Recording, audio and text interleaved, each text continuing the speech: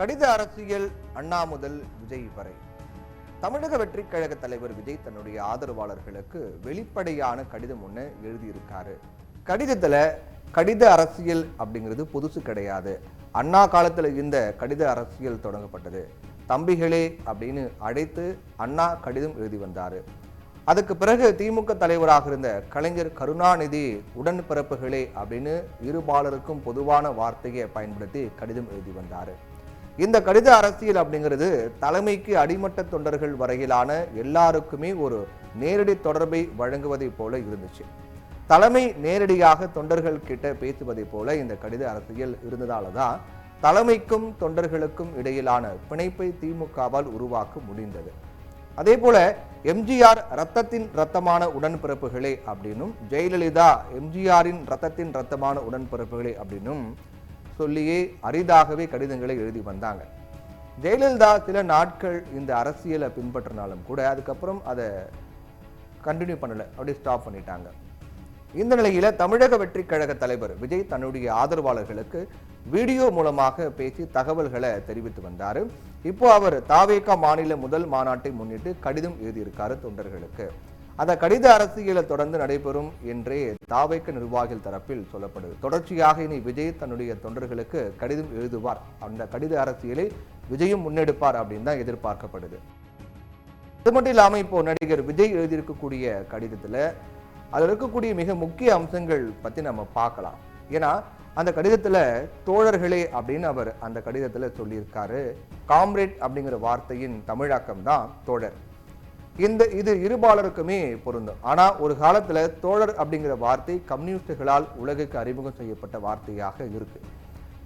கொள்கைகளுக்காக தோழமையோடு இணைந்து செயல்படணும் அப்படிங்கிறதுக்காக அந்த மாதிரி வார்த்தை பயன்படுத்தப்படுது, தோழர்களே அப்படிங்கிற வார்த்தை.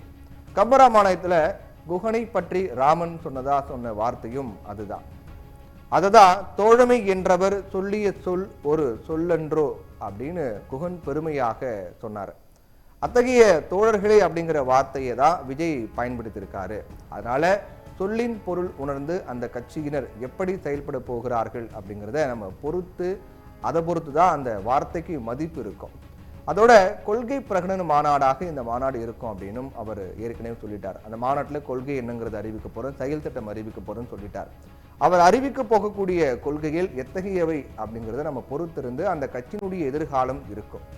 சமூக மாற்றமா அப்படி இல்லாட்டி சமூக சீர்திருத்தமா அப்படி இல்லாட்டி மாற்றங்களும் சீர்திருத்தங்களும் நிறைந்த கொள்கைகளா என்பதுதான் இப்போ மக்களும் ஏன் பிற கட்சிகளும் கூட எதிர்பார்த்துக்கிட்டு இருக்காங்க. என்ன சொல்ல போறாரு, என்ன கொள்கையா இருக்கும், செயல் திட்டம் என்னவா இருக்குன்னு விஜயோடைய தொண்டர்கள் மட்டும் கிடையாது, மக்கள் மட்டும் கிடையாது, மற்ற கட்சிகளும் எதிர்பார்த்துக்கிட்டு இருக்காங்க.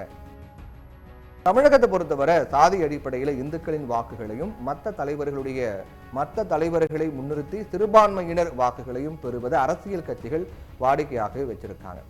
இந்த நிலையில தான் எல்லா மக்களுக்குமான வளர்ச்சி, அனைவருக்கும் பரவலான வேலை வாய்ப்புக்கான திட்டங்கள், அனைவருக்கும் சமச்சீர் கல்வி அப்படிங்கிற படிகளை நோக்கி அடியெடுத்து வைக்குமா தமிழக வெற்றி கழகம் மாநாடு அப்படிங்கிறத அந்த மாநாடு கொள்கை பிரகடனத்தின் போதுதான் தெரிஞ்சு கொள்ள முடியும். மாநாட்டுக்கான ஏற்பாடுகள் தொடங்கி மாநாட்டில் பங்கேற்பது வரை நம்முடைய கழகத்தினர் இராணுவ கட்டுப்பாடோடு இயங்கணும் அப்படின்னும் இந்த நாடும் நாட்டு மக்களும் உணரணும். நாம உணர வைக்கணும், நாம் அப்படிப்பட்டவங்க அப்படின்னு மக்களுக்கு உணர வைக்கணும். நம்முடைய கழகம் மற்ற அரசியல் கட்சிகளை போல சாதாரண இயக்கம் கிடையாது. இது ஆற்றல் மிக்க பெரும்படை, இளஞ்சிங்கப்படை, சிங்கப்பெண்கள் படை, குடும்பங்கள் இணைந்த கூட்டு பெரும்படை. அதனால நம்ம கிட்ட உற்சாகம் இருக்கலாம், கொண்டாட்டம் இருக்கலாம், குதூகலம் இருக்கலாம். ஆனால் படையினரின் ஓரிடத்தில் கூடினால் அந்த இடம் கட்டுப்பாடு மிக்கதாக மட்டும் இல்லாம பக்குவம் நிறைந்ததாக இருக்கும் அப்படிங்கிறதையும் நாம நிரூபிச்சு காட்ட வேண்டும் அப்படின்னு விஜய் சொல்லியிருப்பதையும் தமிழக வெற்றி கழக தொண்டர்கள் நிரூபிப்பார்களா அப்படிங்கிறத மாநாடு எடுத்து காட்டிடும். விஜயோட படங்களை பொறுத்த வரைக்கும் ரசிகர்கள் ஒரு அளவுக்கு மீறி அவர்கள் கொண்டாட்டங்கள்லாம் இருக்கும் அப்படிங்கிறத நம்ம கடந்த காலத்தில் பார்த்துருக்கோம். சின்ன பசங்க, இளைஞர்கள் எல்லாமே ஒரு அளவு கடந்து அந்த கொண்டாட்டங்களில் ஈடுபடுவாங்க. மக்களுக்கு இடையூறு ஏற்படுத்தக்கூடிய வகையெல்லாம் கொண்டாட்டங்கள் பட்டாசு வெடித்து மக்களுக்கு தொல்லை கொடுக்கக்கூடிய வகையெல்லாம் அந்த கொண்டாட்டங்கள்லாம் நடத்தியிருக்காங்க. அதே போல் இந்த மாநாடும் விஜயுடைய ரசிகர்கள் இப்போ தொண்டர்களாக மாறியிருக்காங்க. தமிழக வெற்றி கழக தொண்டர்கள் அந்த மாநாட்டை விஜயனுடைய அறிவிப்புக்கு இணங்க இராணுவ கட்டுக்கோட்டோட செயல்பட போறாங்களா, இல்லாட்டி படத்துக்கான கொண்டாட்டங்கள் போலவே இதையும் நடத்த போகிறாங்களா அப்படிங்கிறத நாம் மாநாடு நடக்கிற வரைக்கும் பொறுத்திருந்து தான் பார்க்கணும்.